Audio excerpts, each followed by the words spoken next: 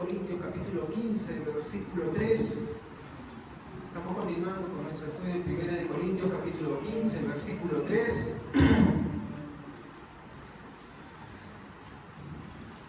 Y vamos a leer con la bendición del Padre, del Hijo y del Espíritu Santo. Aunque por fines didácticos vamos a repetir los dos versículos que hemos leído la semana pasada, ¿ok? Hasta el versículo 3. Dice de esta manera: además os declaro, hermanos, el Evangelio que os he predicado, el cual también recibisteis, en el cual también perseveráis, porque por el cual asimismo, si retenéis la palabra que os he predicado, sois salvos, si no creísteis en vano. Vamos a orar. Padre, te damos gracias por esta tu palabra. Ruego, Señor, me ayudes a darla. Señor, dame la sabiduría necesaria para hacerlo entender, para tratar esta palabra. También te ruego por tus hijos que estén dispuestos a recibirla, Señor, a poder sacar el provecho máximo de esta predicación, Señor, para que pueda, Señor, producir un efecto en nuestra vida, en la cual te podamos glorificar cada vez más y exaltar tu nombre. Ayúdanos a ser cristianos bíblicos, te lo ruego, porque constantemente nosotros nos desviamos en tu guía y necesitamos de ti todo el tiempo. Ayúdanos, Señor, te lo ruego, en el nombre de Jesús. Amén. Tomemos asiento, hermanos.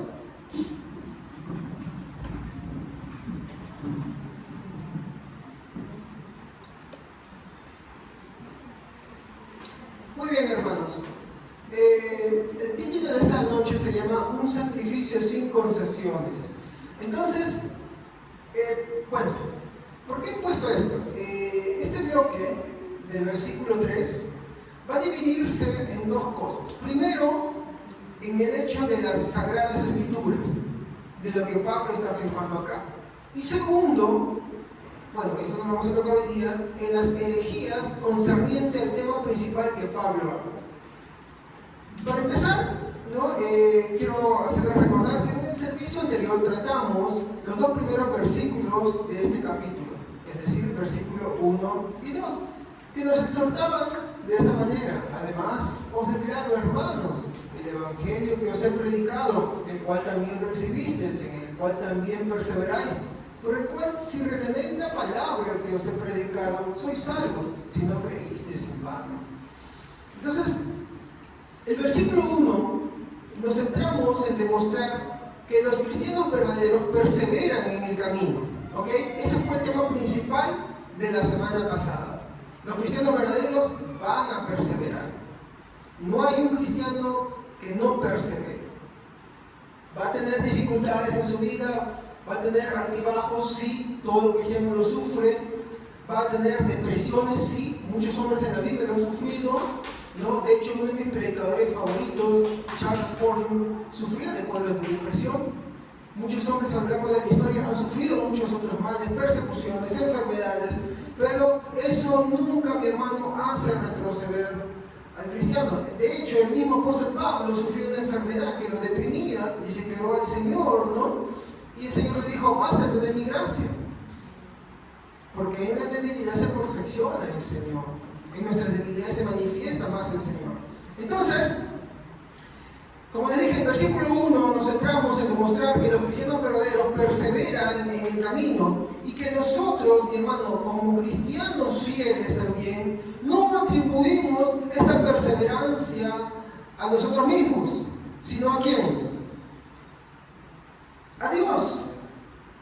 Porque es orgulloso y es altivo atribuirnos de eso. Hay que ser conscientes.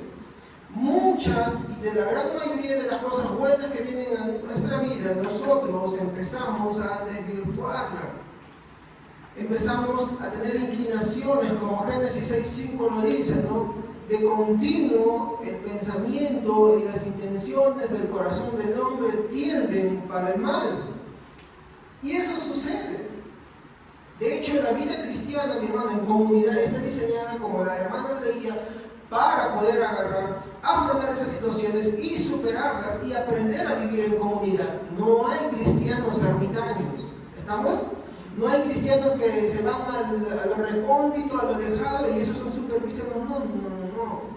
Mucha gente lo ha intentado, dentro del mismo catolicismo, dentro de las religiones cristianas lo han intentado, muchas sectas también lo han intentado, pero eso no es lo correcto.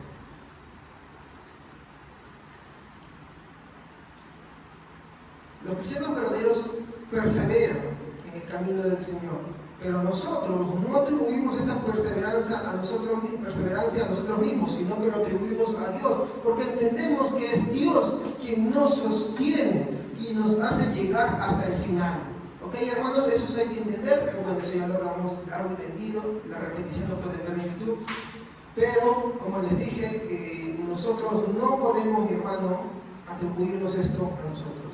¿Okay? De hecho, la fe y la esperanza, mi hermano, todos los dones perfectos de Dios no provienen del hombre, provienen de Dios mismo. Efesios 2, 8 hasta el 10, que nos dice: por gracia sois salvos, y esto no por medio de la fe, y no es de vosotros, sino de quién, pues es don de Dios, para que andemos, dice, en aquellas cosas que Dios predestinó desde antes de la fundación del mundo, que Dios preparó de antemano para que anduviésemos. De hecho, el camino en el que estamos, Dios ya lo preparó de antemano.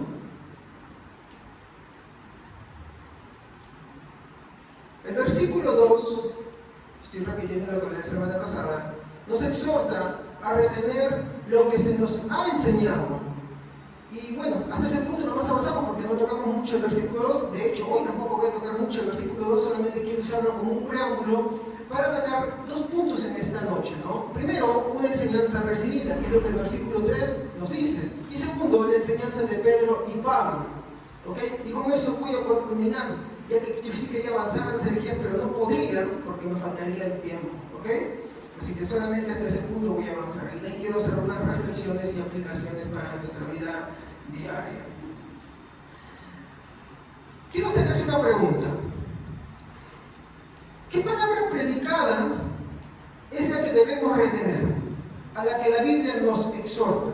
Porque Pablo en el versículo 2 está hablando de una palabra recibida, una palabra que se nos fue enseñada, en la que debemos, y nos exhorta a que debemos perseverar.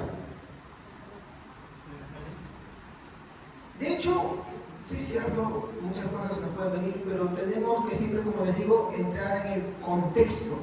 El capítulo 15 de Pablo va a abordar una temática, un problema principal que de hecho lo vemos hoy en día.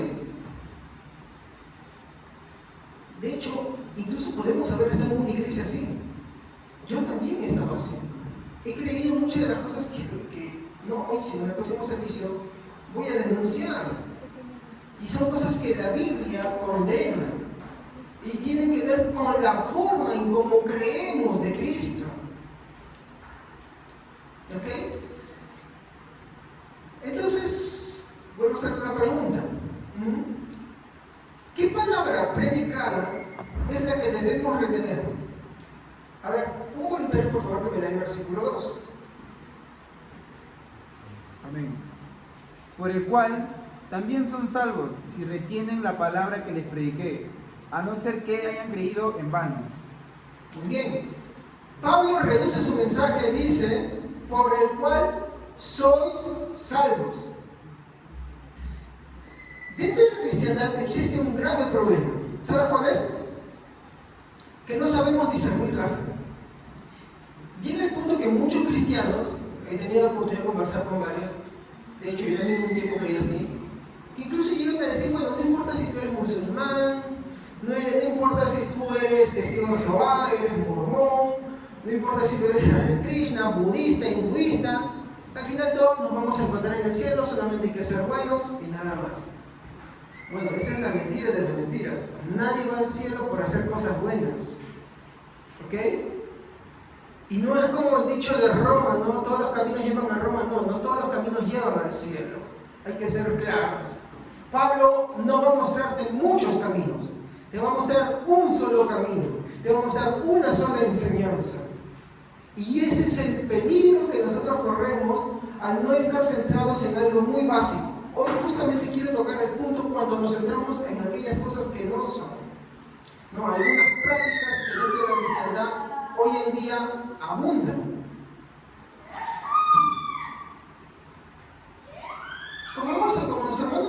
leído, el verso 2 dice que, bueno, esto es la versión NBI, si no creemos de esta manera, habremos creído, ¿cómo?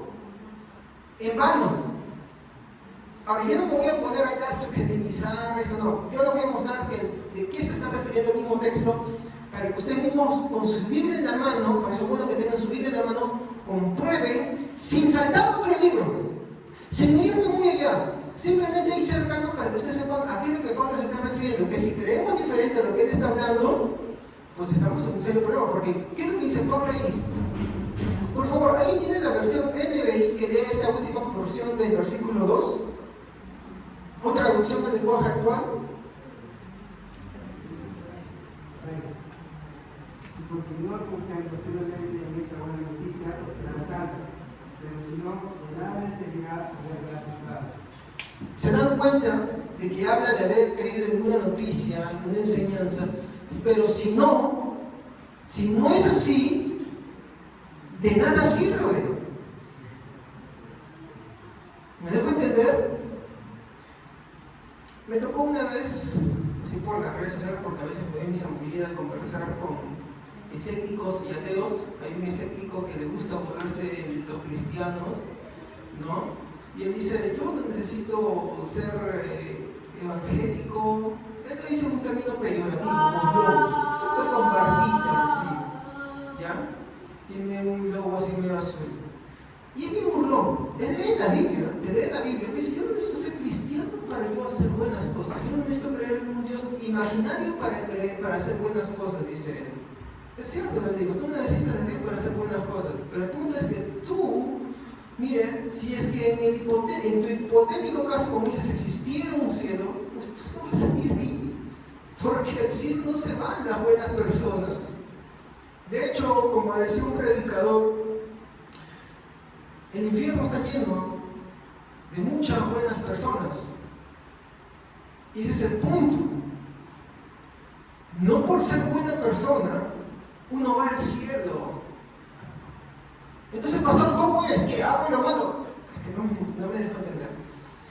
De forma, mi hermano, así, de tú a tú, de forma horizontal, nosotros podemos hacer buenas cosas. ¿Estamos? ¿Sí o no? Incluso sin necesidad de ser creyente. Algunos incluso pueden creer y decir, mira, pero esa persona que está fuera de la iglesia hace buenas cosas, esa debe tener más fe que el creyente. No te equivocas. No es necesidad. Una persona que no está en la iglesia puede dar su vida por otra, sí. Puede hacer muchas otras cosas en bien, sí. ¿Qué dice Pablo en Corintios 13, 2 y 3? A ver, por favor, léanlo. Rapidez bíblica, hermanos, y voz fuerte. Todos los misterios y toda ciencia, y si tuviese toda fe de tal manera que trasladara los montes y no tengo amor, nada soy. Y si repartiere todos mis bienes para darle comer a los pobres, y si tengo mi cuerpo para ser quemado y no tengo amor, de nada me sirve. ¿Qué dice? Nada soy, nada tengo. En el contexto de qué está hablando. El capítulo 2 está hablando de ser creyentes, ¿no? Se centra del sello que los creyentes tienen del Espíritu Santo. El capítulo 3 afirma las evidencias de esa manifestación, de aquel que tiene el don de Dios, del Espíritu Santo, ¿no? Que ha recibido de Dios esto, y esos son todos los creyentes. Tiene que mostrar las evidencias del amor.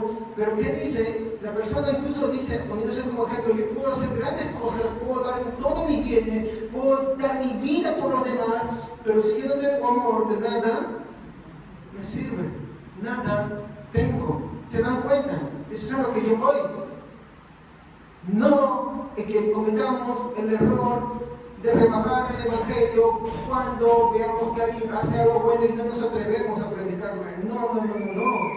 Porque como le dije, de forma horizontal nosotros podemos hacer el bien ajeno, pero de forma vertical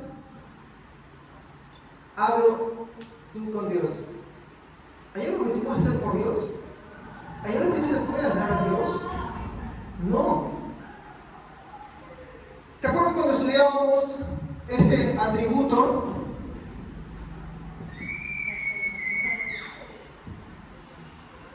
¿Qué dice ahí? Aseidad. ¿Qué quiere decir aseidad? Que Dios subsiste por sí mismo y en sí mismo. Que Él no tiene necesidad de nada ni de nadie. Él no necesitó de los ángeles, Él no creó a los ángeles por una necesidad, porque necesita que le adoren. Él no creó al hombre porque tuviera una necesidad. Incluso muchas veces en el Evangelio se ha presentado como Dios te necesita. Mira, tú tienes que hacer esto por el Señor y esto. No nos equivoquemos. El Señor no tiene necesidades. Ese es un atributo de Dios. Si Él tuviera necesidades, dejaría de ser Dios. Más bien es el que provee para nuestras necesidades. Él es el que sustenta.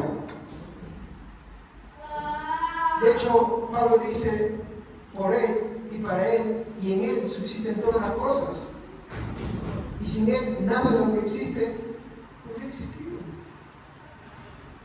Entonces, nosotros tenemos que tener cuidado de esta manera, mi hermana, en cómo muchas veces pensamos de Dios, cómo lo humanizamos a Dios. ¿Ok? Entonces, no podemos creer de una manera diferente. Avanzando con ese punto, Pablo muestra que algunos tienen una fe superficial que no lleva a la salvación. Es verdad, la Biblia habla de una fe falsa, de una fe que no es salvífica. Creo personalmente, hermanos, que esto es la parte más terrible y escalofriante del Evangelio. Miren, Mateo capítulo 7, versículo 13 al 14. ¿Qué es lo que dice?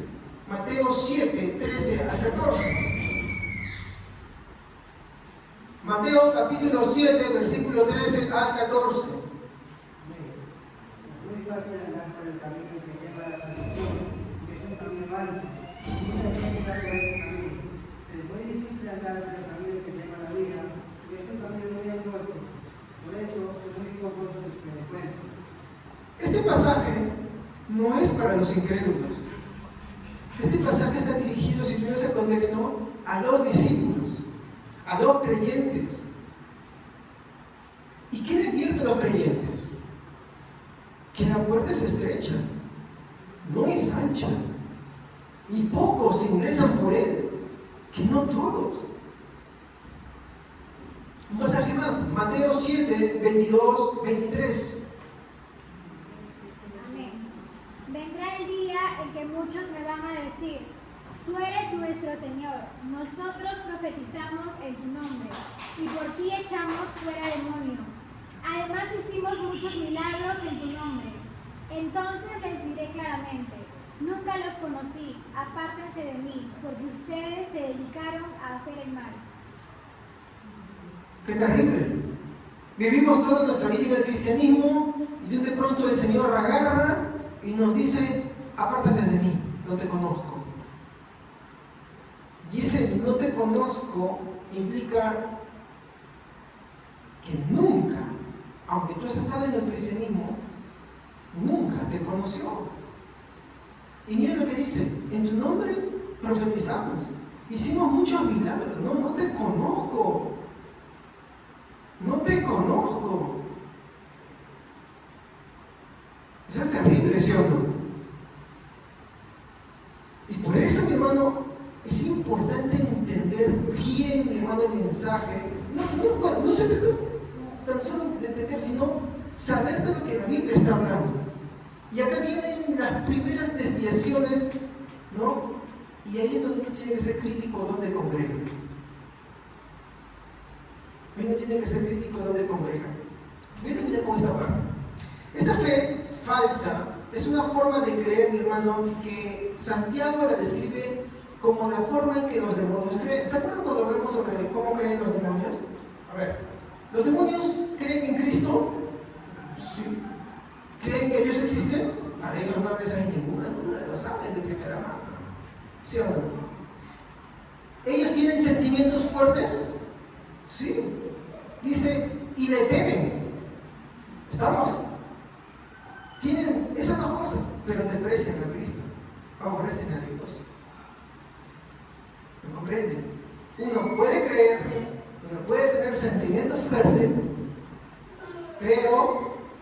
tener conocimiento intelectual y tener sentimientos fuertes, y eso no es necesario para la salvación, o esos, no son los elementos que te van a salvar.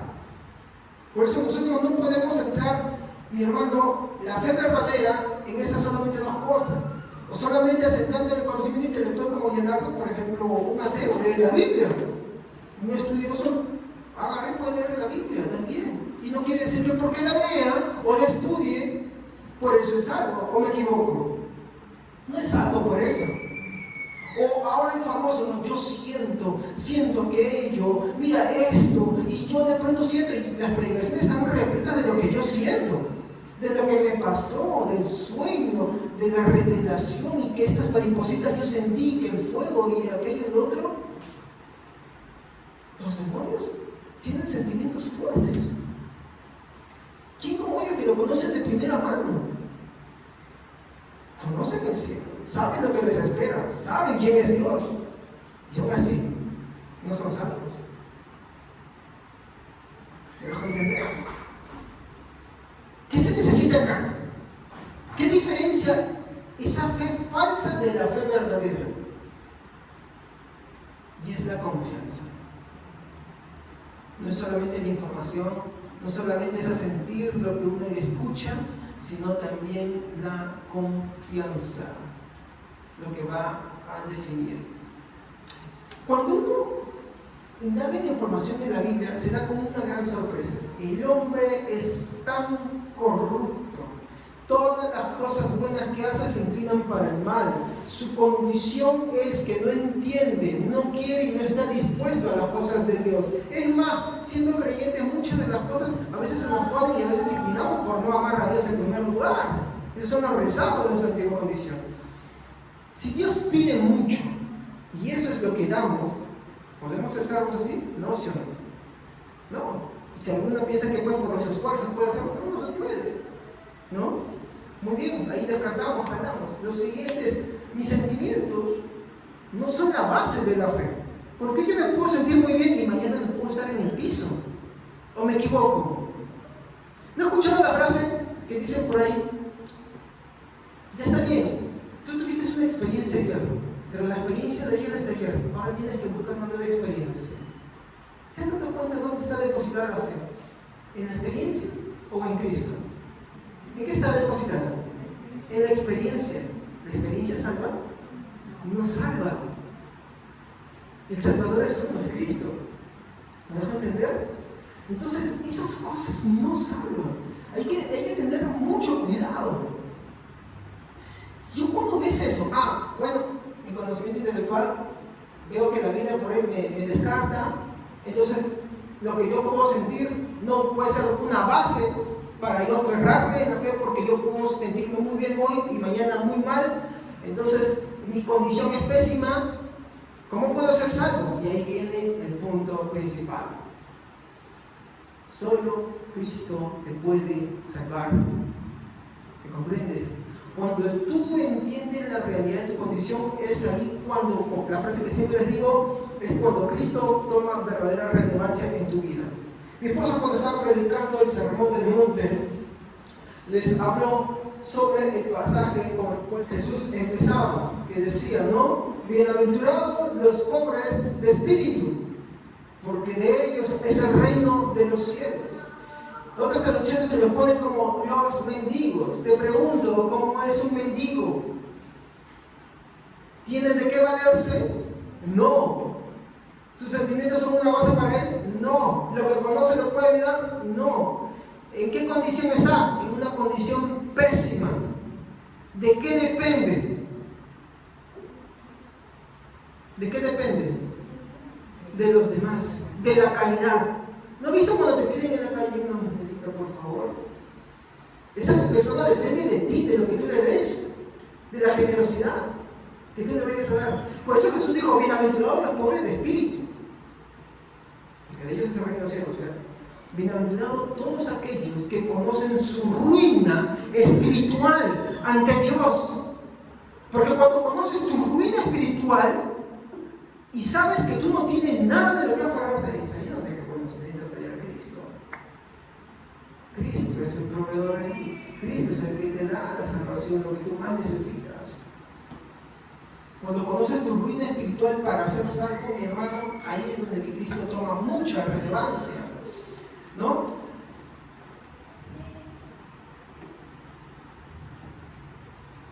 Yo creo que estoy seguro que nadie, mi hermano aquí presente, de forma consciente, se quiere encontrar de ese lado en el cual Jesús le diga, apártate de mí, no te conozco, ¿verdad?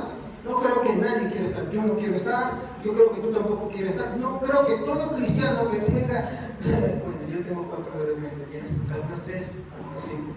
Vamos a poner 4 de esta manera. No creo que ninguna persona o cristiano bíblico con 4 dedos de frente, mi hermano, vaya a querer decir, bueno, no me importa que el Señor me diga, no te conozco.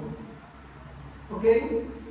Porque que el Señor no te conozca no es el hecho de una segunda oportunidad, de una segunda opción. No. Como dice Mateo 25, apartaos de mí al fuego eterno, preparado para el diablo y sus ángeles. Y más la palabra con que empieza más fuerte, apartados de mí, malditos al fuego eterno. ¿Se dan cuenta? No creo que haya un cristiano bíblico nacido de nuevo que vaya a quererse encontrar del otro lado, en el cual Jesús le diga sí. Si para ti eso no es mucho, bueno, yo te invito a conocer a Cristo en esta noche, de verdad. Porque no, como dijo Jesús, no sabes lo que haces, no sabes, voy a parafrasear, lo que piensas o lo que dices, no lo sabes. Porque hermano, aunque en el infierno hay niveles de castigo, es verdad, la Biblia dice que el castigo de Sodoma y Gomorra no será igual que el de Capernaum, ¿ok? Pero no quiere decir que por eso el castigo, mi hermano, del infierno sea suavecito. Es cierto, hay intensidad del castigo que la Biblia describe, ¿no? De esa forma, no te da más detalles, ¿no? No es que alguien bajó y dijo, no, así no es, hermanos. Pero Jesús sí dijo que hay castigos que serán más tolerables y otros que serán más drásticos. Pero definitivamente el castigo para todos los que vayan al infierno será terrible. Será terrible.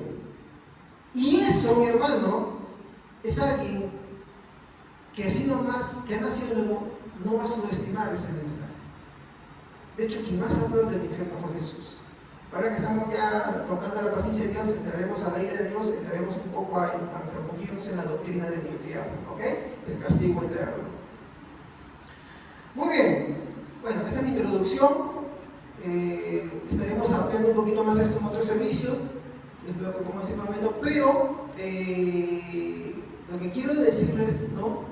Es que, como una pequeña reflexión acá, no subestimemos eso. No subestimemos la palabra de Jesús cuando Él dijo, ¿no? Apartados de mí, nunca los conocí. Hay que tener siempre ese temor, ¿ok? Hay que tener siempre eso. Entonces, como les dije, yo quiero tratar en esta noche 2 puntos. El primer punto es la enseñanza recibida que nos está mencionando el versículo 3. Por favor, alguien que lea el versículo 3.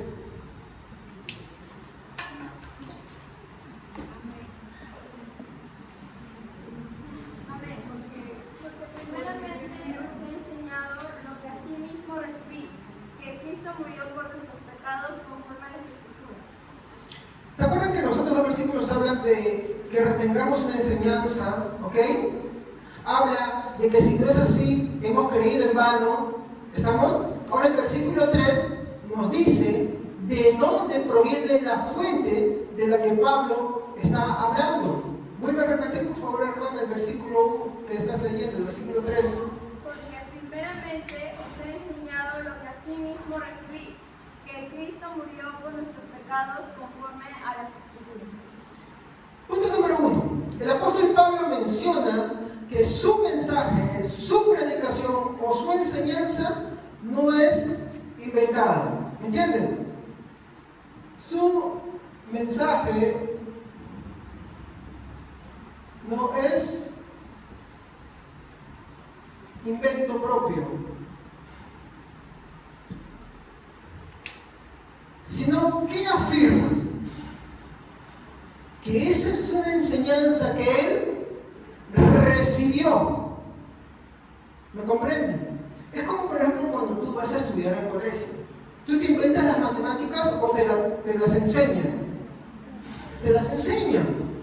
Me refiero a cualquier cosa que estudiamos, no es algo que te inventas, te la enseñan. Alguien te la enseña, que le enseñó a esa persona y a su vez así. Entonces, Pablo está diciendo acá que él está enseñando lo que él mismo ha recibido.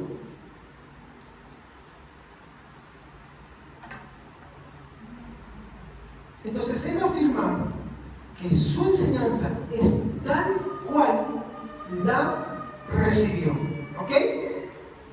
Él afirma que recibió esta enseñanza. Esta enseñanza dice que es, ¿cómo menciona sus Biblias? ¿Qué menciona sus Biblias? Esta enseñanza es, ¿cómo? Ahí continúe leyendo.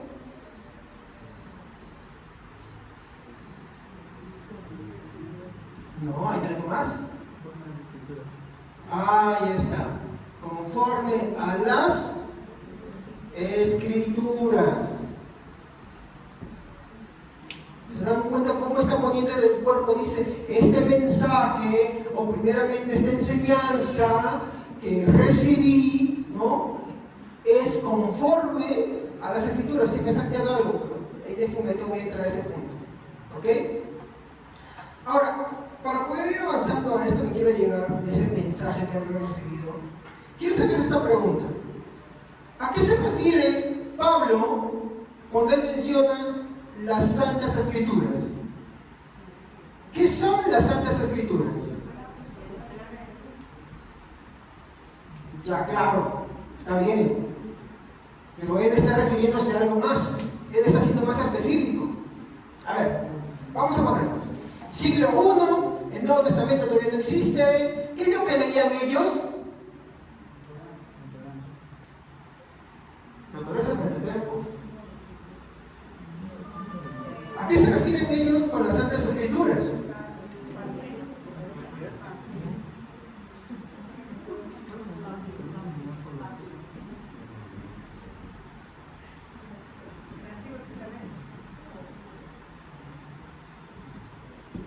Y el Antiguo Testamento no es solamente el Pentateuco. El Antiguo Testamento se compone de 3 cosas. Y Pablo está diciendo que lo que él recibió, esta enseñanza que él está transmitiendo, en la cual exhorta en los versículos 1 y 2 a que los corintios permanezcan, es tal cual o conforme a las Santas Escrituras. Recordemos, no tenían todo esto completo, así que lo que tenían era el Antiguo Testamento. ¿Ok? Eso es lo primero que nosotros tenemos que, mi hermano, agarrar y tener en mente. ¿Ok?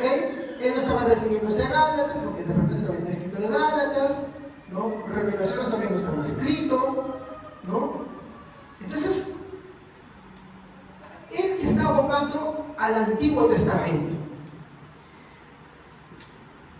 Ahora, mi pregunta en segundo lugar es, teniendo esta información, ¿no?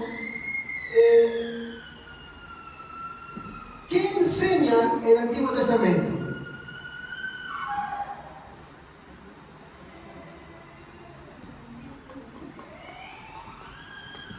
¿Qué enseña el Antiguo Testamento? Porque Pablo está diciendo que primeramente lo que él recibió está transmitiendo, y que lo que él está transmitiendo es conforme a las Santas Escrituras. Entonces, si nos está abocando a las Santas Escrituras, algo debe de estar enseñando las Santas Escrituras.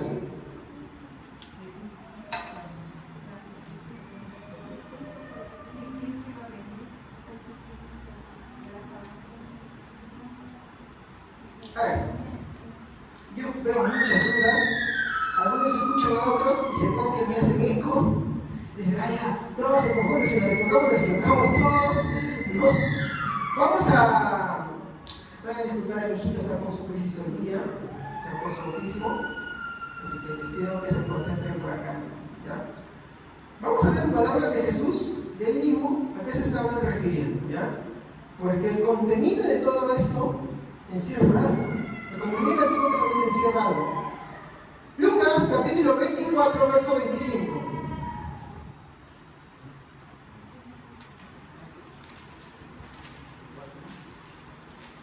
24-25.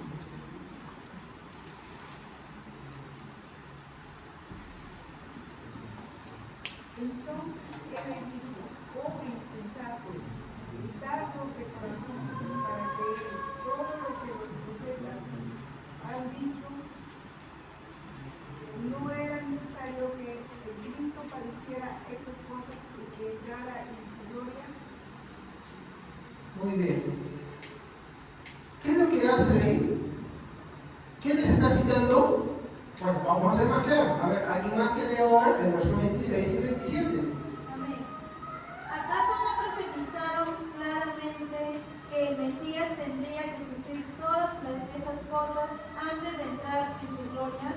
Entonces Jesús los guió por los escritos de Moisés y de todos los profetas, explicándoles lo que las escrituras decían acerca de él mismo.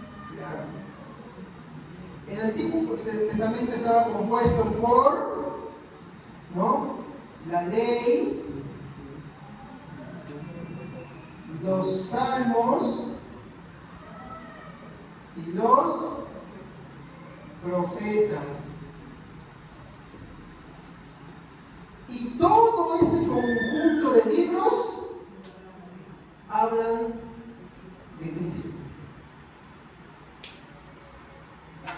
Agarra el libro de Levítico. ¿Usted puede ver a Cristo ahí? Sí.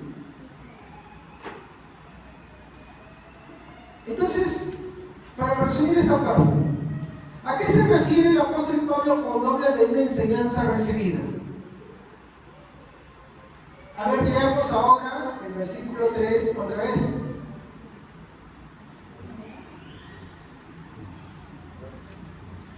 A ver, alguien que lea con voz fuerte. Porque primeramente os he enseñado lo que asimismo recibí, que Cristo murió por nuestros pecados conforme a las Escrituras. Muy bien. ¿Cuál era la enseñanza? Cristo murió. ¿Qué más dice? Por nuestros pecados. ¿Qué más dice? Conforme. ¿No? Ajá. Y acá lo voy a resumir para que se lo tenga más claro. Conforme al Antiguo Testamento. Conforme a las Escrituras. ¿Qué quiere decir? Que lo que Cristo iba a hacer, cómo Cristo iba a morir por nuestros pecados, iba a ser conforme a todo lo que ya la ley, los salmos y los profetas habían escrito. Es esta enseñanza a la que Pablo se está refiriendo en estos versículos, en el capítulo 15 básicamente. Por eso empieza el relato así. Además os declaro, hermanos, el evangelio que os he predicado. ¿Qué evangelio se estaba refiriendo?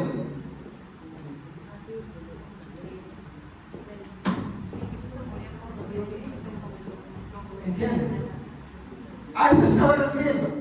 Cuando Pablo, vean otras Biblias, cuando Pablo dice, además os declaro, hermanos, el evangelio que os he predicado. El evangelio que Pablo ya había predicado, ¿qué era? ¿Qué les predicó a los corintios antes? Esto, les está haciendo recordar. A veces vivimos nuestra vida cristiana y nos olvidamos cuál es el núcleo del evangelio. El núcleo del evangelio es: Cristo murió por nuestros pecados conforme a las Escrituras. ¿Me comprende? No fue un accidente, no fue algo no planeado, no planificado, no. Cristo murió y cumplió las Escrituras. Cumplió todas las cosas que la ley, los salmos y los profetas decían, validando todo lo que Él había hecho conforme a lo que ya habían dejado los profetas.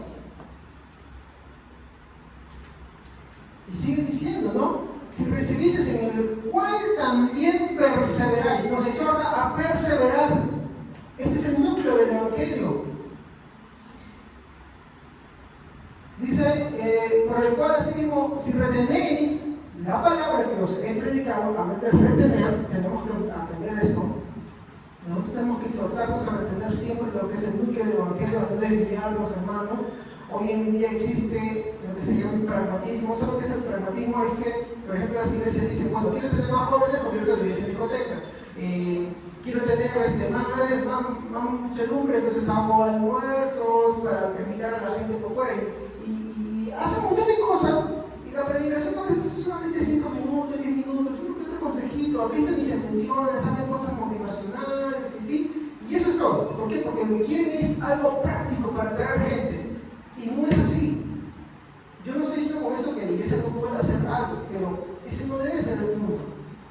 A tal punto que se desecha el mensaje principal del Evangelio. Y el mensaje principal al cual Pablo nos está exhortando es que Cristo murió por nuestros pecados conforme a las Escrituras. Ahora les pregunto, para aquellos que me han estado acompañando desde el primer capítulo del libro de Corintios, ya hace más de un año, tras que estaban haciendo en la iglesia se habían desviado y habían olvidado el punto principal del Evangelio. Lo hemos visto en el capítulo 12, capítulo 13 y capítulo 14. Tras los dones, mucho glosolaria, la verdad, ramos sale a la basura y no sé qué cosa más por acá, y que lo bueno que me tire, y que esta cosa, y que el Señor aquello y otro, y se habían desviado, igualando los dones, a lo que hacen los paganos, ¿ok? Porque ya para lo que han estado presentando con lo que es la cuestión académica, y pensaban que eso era lo máximo. Como hoy en muchas iglesias, el centro es, están hablando de lenguas, y todo es eso. Cuando Pablo, ¿qué dice? Que el don de lenguas es el menos importante de todos los dones. Y que si no hay interpretación, cállese. Y que sea uno o dos a la vez y los demás juzguen. Eso era lo principal de su servicio de ellos. Como hoy en muchos servicios, ¿saben? También participó en su servicio. Venía alguien, predicaba y decía unas cosas, y de pronto todas las 2-3 horas era música, y él que saltaba, corría, daba vueltas por acá, por allá, decía uno que otro, pero no lo quería, hermanos. Y el núcleo del Evangelio, fuera, y a Cristo ni se mencionó. Eso no es el Evangelio. De hecho, el capítulo 15, yo les voy a demostrar a través de todos los versículos que vamos a ir viendo, cómo es que nos vamos desviando y Cristo, vamos sacando. Por ser desviaciones. Y esas desviaciones son serias. Continuamos. Ya, vamos al segundo punto, ¿no? La enseñanza de Pedro y Pablo.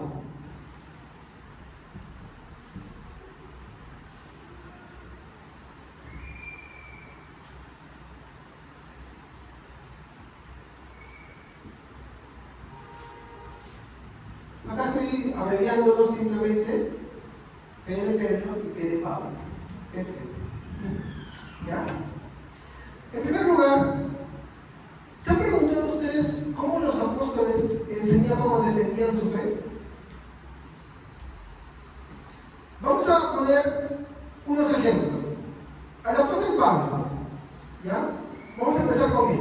Hechos capítulo 26, versículo 22 al 23.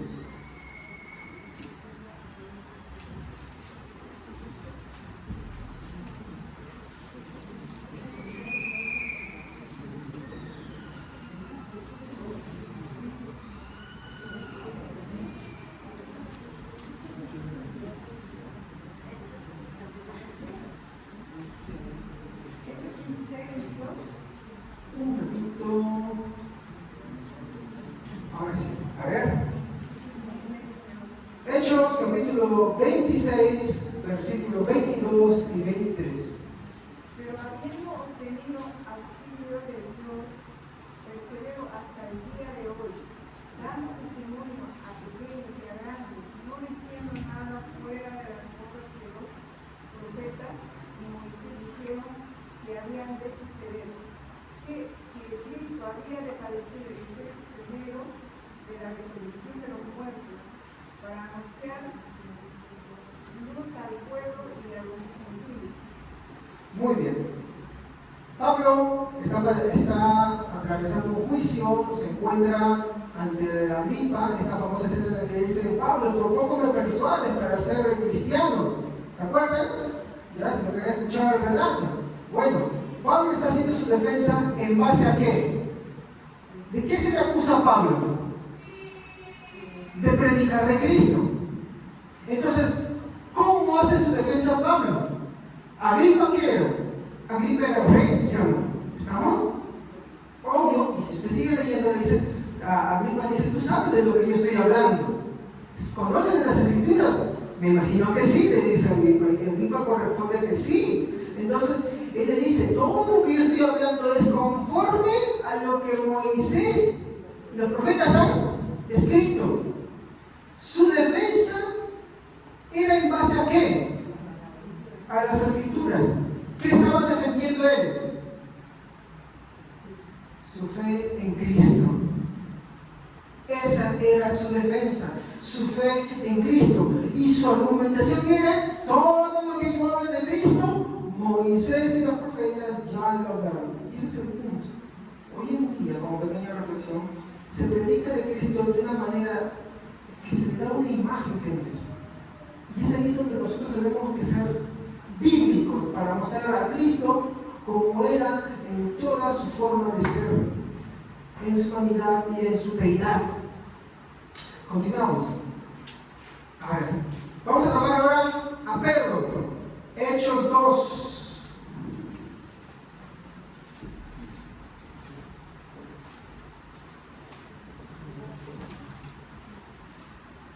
Este es el famoso discurso de Pentecostés. Hechos, capítulo 2, versículo 22 a 28. ¿Alguien que vaya a leer, hermanos?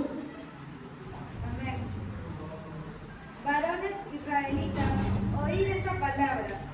Jesús Nazareno, varón aprobado por Dios, entre vosotros con la maravilla, prodigios y señales que Dios hizo entre vosotros por medio de él, como vosotros mismos sabéis. A este, entregado por el determinado consejo y anticipado conocimiento de Dios, predisteis y matasteis por manos de inicuos, crucificándolo, al cual Dios levantó, suelto los dolores de la muerte, por cuanto era imposible que fuese retenido por ella. Porque David dice de él, veía al Señor siempre delante de mí, porque está a mi diestra, no seré conmovido, por lo cual mi corazón se alegró y se gozó mi lengua. Y aún mi carne descansará en esperanza, porque no dejarás mi alma en Hades, ni permitirás que tu santo vea corrupción. Me hiciste conocer los caminos de la vida, me llenarás de gozo con tu presencia. Muy bien, acá está sucediendo el Pentecostés. El Espíritu Santo había descendido, ahora sí de forma total, según lo que Jesús les había prometido a sus discípulos, ¿no? Y qué mejor momento que ese. ¿Y qué hace Pedro? ¿Hace lo que muchos cristianos hoy en día hacen? No. ¿Qué hace Pedro? Predica y habla conforme a las Escrituras. Básicamente, cuando está hablando de David, está citando ¿a qué cosa? Los salmos. ¿Se dan cuenta? Su defensa, acá su enseñanza, porque en el caso de Pedro, de Pablo, perdón, era una defensa, en el caso de Pedro era una enseñanza, una evangelización. Él está hablando conforme a qué? A las Escrituras. De hecho dice, vosotros predisteis, ustedes lo contaron, ustedes hicieron, pero Dios levantó a los muertos. Y tú cuando tú ves el Salmos al que Pedro está refiriendo, habla de todo eso. El Salmos al que se refiere, habla de todo eso, hermano. De hecho, les voy a dar algunos textos en un momentito para que ustedes lo vayan viendo y lo vean en casa. Pero no puedo leer todo porque son demasiados textos, ¿ya? Pero algunos algunos para que ustedes vean que ellos sí se fundamentaban en eso. Y esto es el mismo ejemplo que nosotros debemos de seguir, hermanos. ¿Ok? Pablo no dice que debemos traer algo nuevo, no. Pablo les dice que debemos traer aquello que yo recibí. Si un cristiano se aburre de Cristo, no es cristiano.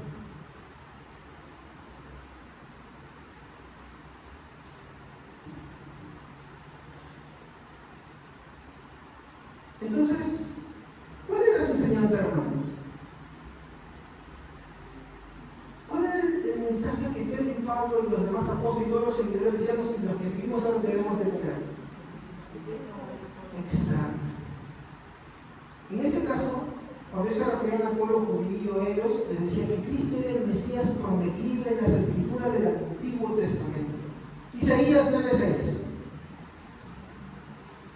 Voy a dos textos nada más, porque acá tengo más de 15 textos que si quieren les mando una fotito de los textos acá, para que en su casa lo puedan leer, pero por cosas del tiempo no me dan para mucho más.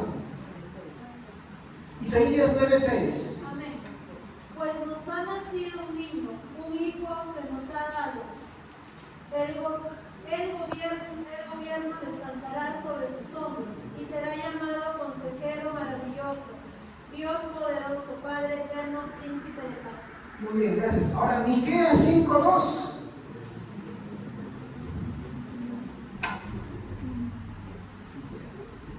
Amén. Pero tú, Belén, Efrata, pequeña para estar entre las familias de Judá, de ti me saldrá el que será Señor en Israel. Sus salidas son desde el principio, desde los días de la eternidad. Muy bien. Entonces, ahí vamos a poder entender un montón de versos más, hermanos, que hablan sobre cómo es que Cristo fue prometido, el Mesías fue prometido. Los salmos nos hablan también de él. Zacarías nos menciona, Malaquías también, ¿no? A ver, Malaquías 3:1, que es el libro, uno de los libros más rápidos de encontrar. Malaquías es el último libro del Antiguo Testamento. Sí. He aquí yo envío mi mensaje, el cual preparará, el cual el camino delante de mí, y vendrá súbitamente a su templo. El Señor a quien vosotros buscáis, y el ángel del pacto a quien deseáis vosotros. Que aquí viene, ha dicho Jehová de los ejércitos. Muy bien, ¿a quién se está refiriendo ahí? ¿Quién iba a preparar el camino del Señor? Juan, ¿cierto? Y Juan, ¿cómo dice su mensaje? No soy el Mesías, soy vos que clama en el desierto, prepara el camino del Señor, ¿no? Y así vamos a encontrar una infinidad de textos, mi hermano, que van a atestiguar que Cristo es el Mesías prometido. Cristo es aquel que ya se había prometido que iba a morir por el pecado de nosotros y que esto iba a ser siempre conforme a todas las escrituras, ya lo habían registrado. Las escrituras en el Antiguo Testamento hablan de su padecimiento, de su crucifixión, de su muerte, de su resurrección. Y todo lo que registraron, la ley, los salmos y los profetas, se cumplió tal cual en la vida de Jesús. Continuamos. Algo muy importante es que Cristo, hermanos, moriría, mis hermanos, conforme a las Escrituras.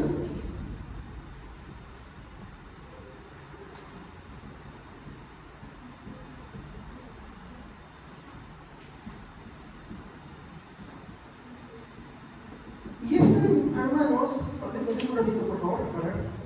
Vamos a ver Salmos 16, 9 a 12. A ver, quiero esto antes de comentar algo. Salmos 16, 9 a 12. Si lo tienes, léelo. Salmos 16, 9 al 11. Por eso mi corazón se alegra y se regocijan mis entrañas. Todo mi ser se llena de confianza.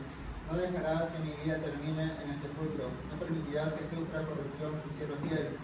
Me has dado a conocer las sendas de la vida. Me llenarás de alegría en tu presencia y de dicha eterna a tu derecha.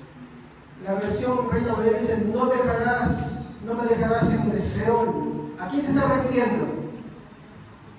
A Cristo, a su muerte. ¿Qué más?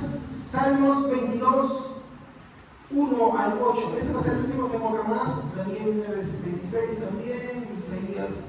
Bueno, vamos a ver Salmos 22, 1 al 8, ¿ya? Amén. Dios mío, ¿por qué me has desamparado? ¿Por qué estás tan lejos de mi salvación y de la palabra de mi clamor? Dios mío, clamo de día y no respondes, y de noche y no hay para mí reposo. Pero tú eres santo, tú que habitas entre las alabanzas de Israel. En ti esperaron nuestros padres, esperaron y tú los libraste. Clamaron a ti y fueron librados, confiaron en ti y no fueron avergonzados. Mas yo soy gusano y no hombre, pueblo. Todos los que me ven escarnecen, estiran la boca, menean la cabeza diciendo, se encomendó a Jehová, líbrale él, sálvale, pues que en él se complacía. Hermanos, esas no son las palabras que Jesús dijo. Dios mío, Elí lama sabachthani. ¿Se acuerdan? Dios mío, ¿por qué me has desamparado? Otra cosa más, ¿no fue ese mismo tipo de burla que hicieron los que lo crucificaron, los fariseos, cuando estaban ahí, que se ven a otros y creeremos y meneaban la cabeza? ¿Se acuerdan o no? Todas las cosas fueron exactas. Hasta la suerte que tiraron en sus ropas, hasta sus huesos que no fueron quebrados, hermanos.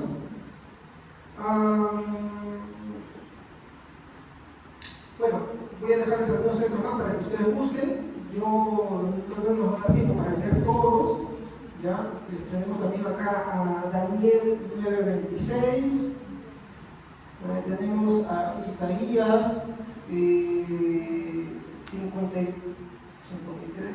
No recuerdo qué me si no es 53 es 51. Ya. Ahí está, gracias por haberlo checado. Muy bien. Entonces, si quieren, lo pueden ver en casita, esos textos más, ¿no? Pero acá yo quiero hacer un pequeño paréntesis antes de entrar para la última sección de reflexiones y aplicaciones. Muchas herejías, hermano, se han levantado en contra de la muerte de Cristo. Ustedes saben esto, existen herejías en contra de la muerte de Cristo. Herejías, mi hermano, que circulan en muchos grupos cristianos, ¿no? Grupos que se llaman cristianos. Voy a mencionar, por ejemplo, una, pero eso lo voy a explicar la semana que viene. Ahora no, porque van a desviarme del punto central, los testigos de Jehová. Ellos creen que la muerte de Cristo, o perdón, su resurrección, fue espiritual, no material. Ellos atacan lo que se llama la humanidad de Cristo, hacen una separación. Y eso es una herejía. Y nos vamos a la próxima semana. Vengan, por favor, ustedes a enterarse, mi hermano, porque esto ya son herejías, y hay varias, ¿sabes? Incluso muchas que circulan en muchos grupos cristianos que no son mormones ni son testigos de Jehová. De hecho, a mí me enseñaron una, y esto se lo voy a compartir la próxima semana.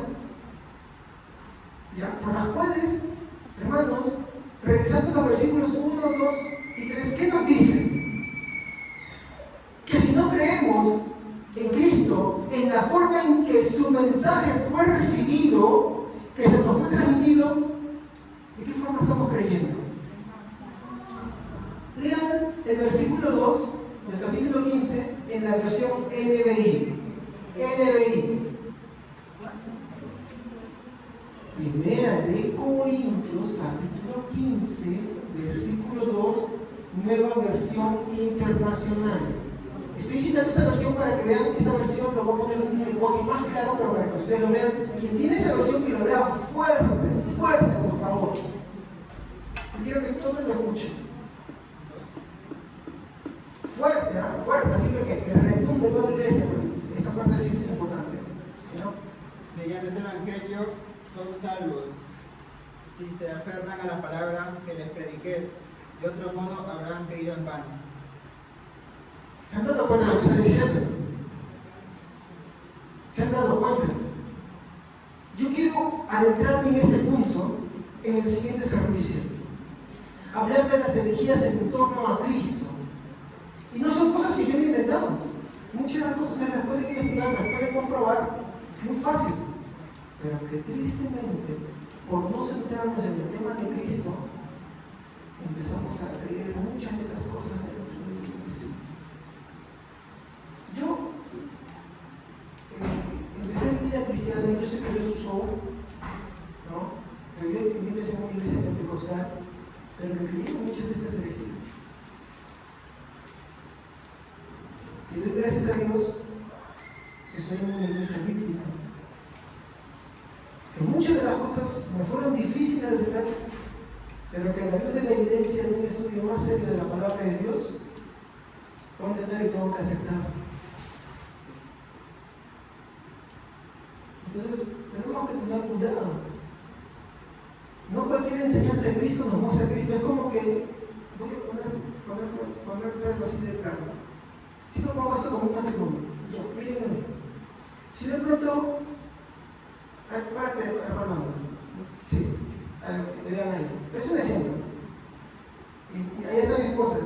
Y los hermanos dicen, hermana Evelyn, su esposo es alto. Su esposo es medio crespo, ¿no? Entonces, no me acuerdo cómo se llama. ¿Ustedes qué dicen? ¿Se parece a mí? La camisa, nomás. La camisa, ¿no? Y eso, no se parece a mí. Él no es Javier. Yo no soy Aldo. ¿Me comprenden? Pero si él dijera, no, si es mi esposo, ¿cómo es que me sentiría? Mal. Y viceversa. Gracias, hermano. Eso es lo que pasa con Cristo. Como nosotros creemos en un Cristo que la Biblia no muestra, ¿saben cómo se llama eso? Son dos cosas: idolatría y herejía. ¿Y qué dice Pablo? Que si no retenemos la enseñanza tal cual Él la ha transmitido, tal cual Él la recibió, creemos en vano. O sea, ¿qué tenemos de eso? Es ahí donde tenemos que adentrarnos mucho en las Escrituras y que esta sea la norma de fe, conducta y guía que debemos de tener. Por eso uno de los principios de la Iglesia Reformada es sola Escritura. Es uno de los principios. ¿Qué es la sola Escritura? Que la Biblia, la santa palabra de Dios, es en última instancia la norma más alta de autoridad, fe y conducta que la Iglesia, con la cual la Iglesia se rige. Porque ellas nos dan testimonio, como Jesús dijo, ¿de quién? Del mismo. Ellas dan testimonio de mí. Pero eso lo veremos, si Dios quiere, el próximo servicio. Por el momento quiero dejar algunas reflexiones y aplicaciones. Tristemente muchas iglesias hoy centran sus sermones en consejos motivacionales. Es verdad. Por ejemplo, ustedes habrán escuchado al Daniel Jafif, ¿no? ¿Cuántos lo han escuchado, no? Él no es pastor, no es predicador, pero su material se mueve en círculos cristianos. Porque es bonito, te dice que eres el campeón, es una gloria, el despegue y todo eso. Pero tristemente, nada de eso dice la Biblia. Como que alguna cosa para él va a ser trampolín y hablar de esas cosas, pero eso no es el mensaje. Tú no escuchas en sus palabras de él a Cristo para nada. Y si lo escuchas es un pretexto, pero no te habla de él. Y muchos lo consideran pastor, pero no es pastor, él mismo lo dice. Él gana dinero por eso. Mientras más conferencias de él, cuando se fue a Venezuela, mi hermano, todas las iglesias cristianas lo recibieron. Y les dijo cosas bonitas. Sí, Dios tiene cosas grandes para ti, Venezuela. Ya han pasado cuántos años decir Venezuela es igual. Y es que ese no es el núcleo del mensaje del cristianismo. Eso no es. ¿Qué más vemos, no? Iglesias en las cuales sus sermones se centran en sus experiencias. ¿Cuál es el problema de las experiencias? Que son falibles. Porque yo soy un hombre falible, que fallo. Y la fe no se puede centrar en mí. ¿Me entiendes? Sino en quién. No se puede centrar en mis experiencias, porque mis experiencias pueden fallar. O mis experiencias de repente no se pueden ajustar muy bien a otra persona. Entonces ahí hay que ver eso. ¿Qué más? ¿No? Testimonios. No hay que testificar siempre y cuando esto muestre a Cristo en profundidad. Pero tú te habrás dado cuenta, gran campaña evangelística, va a venir tal, y la prédica no es una prédica, es un hombre que viene a agarrar y dice: yo estuve en la cárcel, yo estuve en las drogas, y yo fui narco, y yo fui esto, aquello, y yo. Total, ¿a quién tenemos que escuchar? ¿A Cristo? ¿O al que está testificando de su propia vida, simplemente? Tú ves a Pablo y a Pedro, o algún apóstol que se pone a hablar solamente de su vida, y si lo hacen solamente dicen de cómo se encontraron con el Señor, más no, después dicen: para mí, el vivir es Cristo y el morir es ganancia. Después empiezan a hablar todo, pero tú no ves que hacen eso cada rato, o que se dedican media hora o una hora a hablar de ellos. No, tú no ves eso. Cuando Pablo llega en el primer capítulo, en los primeros versículos, que dice, ¿no? Cuando vine entre ustedes no me propuse mostrar otra cosa que no es Cristo, y a este crucificado. Nada más. No fui con excelencia en palabras, no fui con fuerza, no fui con eso. Dije, solamente me propuse una sola cosa, mostrar a Cristo y a este crucificado, nada más. ¿No? Psicología, de verdad. La psicología hoy en día se ha metido dentro de las iglesias, existe psicología cristiana y no. La psicología y el cristianismo difieren. La psicología parte del hombre como un ser inocente. Te han hecho esto, tú sufres por esto, por aquello, y otro sí, de verdad. Y te hace sentir, te queda una dependencia. El cristianismo, ¿qué te dice? ¿Qué te dice la palabra de Dios sobre ti? Tú eres malo. Tú no puedes creer si es que Dios no te lo concede. ¿Qué dice Romanos en el capítulo 3, versículo 11 en adelante? El hombre no quiere, no entiende, así mismo se ha hecho inútil, ¿no? Pablo, ¿qué le dice a los corintios? Estas cosas no las puede percibir el hombre natural, sino lo espiritual, porque es locura. ¿Y qué es locura? El mensaje del Evangelio. ¿Y qué mensaje se refiere? A Cristo crucificado. Y vamos a encontrar así muchos textos que nos hablan de esa forma. La psicología y el cristianismo difieren los dos. La psicología tiene su campo, es cierto, en un trabajo, en una escuela, pero en el cristianismo no, porque parten de dos puntos muy diferentes. Pero esa maestra no está en psicología conmigo. Por favor, después del final del servicio me miran mal. No, por favor, se maestra conmigo. ¿Ya? Muy bien, finalizando, ¿no? Política. ¿Y quiénes se pueden hablar de política dentro de la iglesia? Tampoco. ¿Ok? Y bueno, vamos a hablar de muchas cosas también, ¿no? De esto. Voy a decirle sinceramente, todo eso, hermano, ¿no has escuchado alguna vez eso? Es un falso evangelio. El problema del falso evangelio es que el falso evangelio te lleva a condenación, te lleva a perdición. Ese es el problema, hermanos. Ese es el problema de un falso evangelio. No es cualquier cosa. Lean lo que dice el versículo 2. Si no tienen la nueva versión internacional en sus celulares, en casita, en una computadora, véanlo, chequenlo. Es lo mismo que Pablo está diciendo acá en la Reina Valera, con otras palabras, más elegante lo está diciendo, pero es lo mismo. Hay que tener cuidado. ¿Ok? Muy bien. Ahora la pregunta es, ¿por qué van tras ese falso evangelio? Es porque muchas de las personas que están paradas adelante no leen la Biblia, no pasan tiempo de estudio en la palabra de Dios. Entonces, como no tienen palabra de Dios, ¿qué es lo que hacen? Empiezan a hablar de sus experiencias, de sus sentimientos, de las nuevas revelaciones y todo eso. Y el problema es que el pueblo no crece.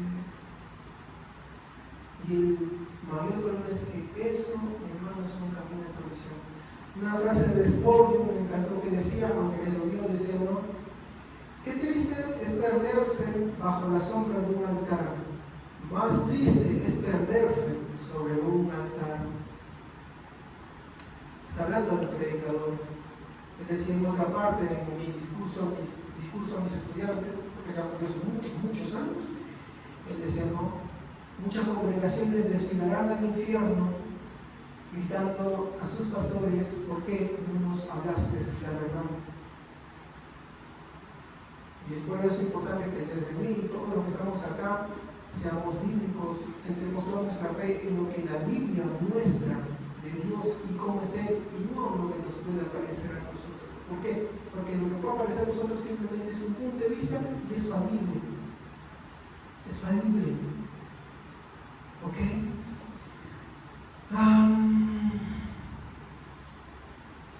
No quiero centrarme de repente mucho en los motivos por los cuales esto sucede así, pero la verdad es que donde hay ese tipo de cosas, Cristo no está presente. Ni en los sermones, ni en los cánticos. ¿Se han dado cuenta que, por ejemplo, hoy los cánticos ya ni mencionan a Cristo? Son tan ambiguos que pueden mencionarte, que pueden ser dirigidos tanto como a Dios como para una mujer o un hombre. ¿Se han dado cuenta de eso? ¿No? Eso es así. Y yo no digo que ustedes no quiero que sea pecado. Escuchen, por ejemplo, hay mucha polémica y con el camino de Jesús San Romero. Dicen, no, ¿qué hacemos con Jesús San Romero? Ahora ya otra cosa. Bueno, si quieren escucharlo, escúchenlo. Unas aplicaciones a mí me gustan, pero yo tengo que ser consciente que a la hora de cantar en una iglesia, mi canción tiene que ser bíblica y tiene que hablar explícitamente de Dios, no insinuado, no mencionado así de muy, sino explícitamente de Dios. ¿Ok?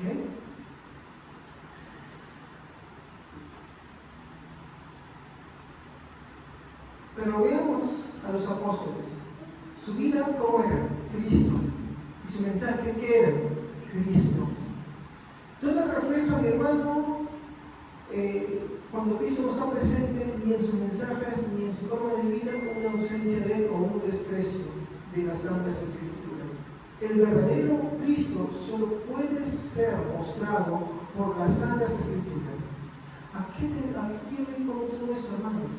Amemos leer la palabra de Dios. Reunámonos a leer la palabra de Dios.